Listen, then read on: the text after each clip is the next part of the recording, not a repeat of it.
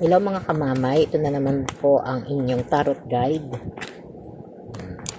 Salamat po sa lahat ng nag-follow, tsaka sa lahat ng ng mga hindi nag-skip ng ads.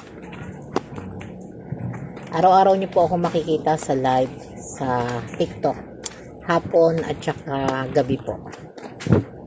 Sa mga gusto po interesado magpa-private reading, pwede po kayong mag-click yan sa description box o kaya mag-text po, tumawag po sa number na yan. Salamat po. Worth it pa ba maghintay sa kanya? Ito yung para sa para sa mga taong the one lang, no? The one that go away. Mga nagmamahal ng sobra at na feeling minahal din naman, pero bigla na lang nawala sa buhay mo, no? Parang ginos ka at di na nagparamdam. Tapos lumipas na yung taon pero di ka pa rin nakakapag-move on sa relationship ninyo. Tapos feeling mo, no, parang iniwan ka na ng panahon. Tapos yung iba dito may mga iba-ibang karelasyon. Iba-ibang relasyon at madalas nang nagpapalit-palit na ka-relationship, no? Pero wala pa rin siniseryoso. At hanggang ngayon, no, parang naghihintay pa rin. Worth it bang maghintay sa kanya?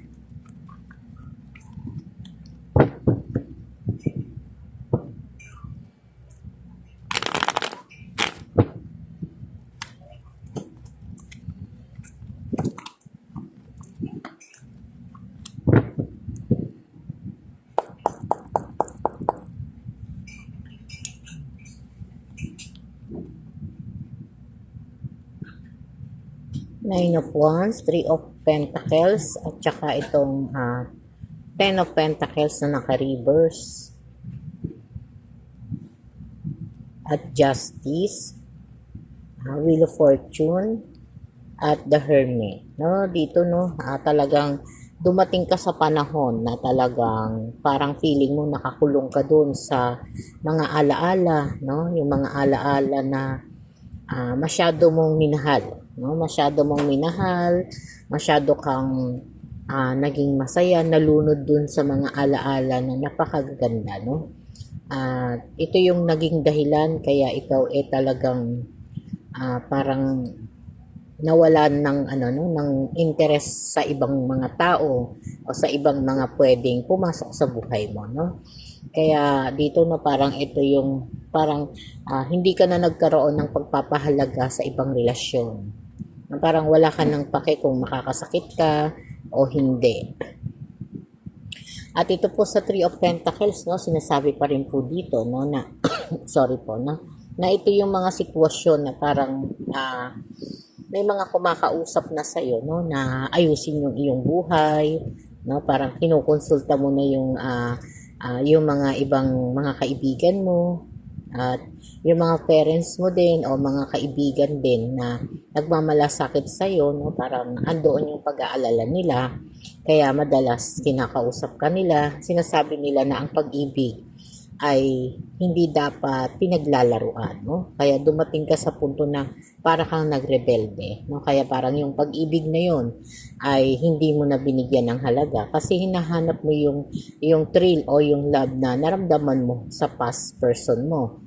Pero yun nga, nakakalungkot man isipin, no? Nakakalungkot man na maramdaman, no? Ang energy ng baraha mo ay talagang dumating ka sa punto na talagang nawalan ka ng nawalan ka ng pagpapahalaga sa pag-ibig. Parang mas naging mas masaya ka, no, kapag may mga taong nasasaktan ka, no? At pagkalipas naman na dumating na sa panahon, nakakasakit ka na, humahanap ka na naman ng iba, no? Ito yung mga energy ng parang nagre-rebelde ka, no? Nagre-rebelde sa pag-ibig, walang pagpapahalaga, at hindi mo na feel yung talagang dating parang magical, no? Magical na dala ng pag-ibig. at hindi ka naging masaya doon, no, sa paiba-iba ng mga person sa buhay mo, na ang nagiging dala lang naman ng mga paiba-ibang energy ng tao sa person mo, gulo, stress, no, at dahil diyan parang ayaw mo na rin magmahal, no.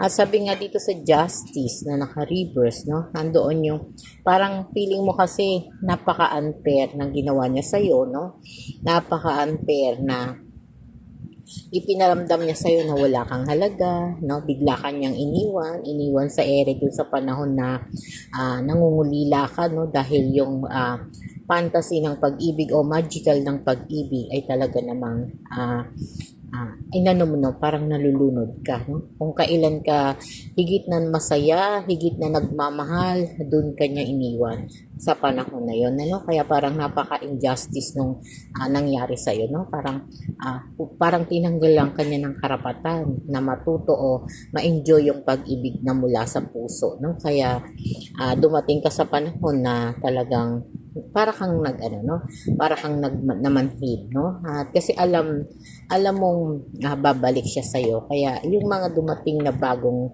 karelasyon mo ay di mo na siniseryoso, no? Sinasabi rin po ng Wheel of Fortune, nakasta ka, no? Nakasta ka doon sa pagmamahal na yon. Nakasta ka sa mga memory at sa parang ang puso mo siya lang talaga yung hinahanap, no? Kaya ayun yung mga nangyayari. Kaya lang sa ngayon parang wala talaga kayong pag-uusap. Halos taon na rin po ang nangyayari, no? Taon na rin, inabot ka na ng kalungkutan, no? At medyo dumadating ka na sa punto na parang umaangat na yung edad mo, no? Kaya pero doon, no? Doon medyo nag-aalala ang ilang friends mo at ilang family mo, no? Na parang dumating sa panahon na naging aware sila sa'yo, ha? Parang sabi nila ano nang nangyari sa iyo, no? Bakit parang ayaw mo nang magmahal ng iba? At ito, no, sinasabi pa rin sa The Hermit, no? Ito yung mga takot na nararamdaman mo na baka pag nagmahal ka ulit ng kagaya ng naramdaman mo noon ay iwanan ka rin, no? Kaya lagi mong tinatanong sa sarili mo, worth it pa bang maghintay sa kanya, no? At sabi ng The Hermit, no, sa ngayon, no, yung mga kalungkutan na nararamdaman mo ay parang na-feel mo na nakapriso ka doon, no?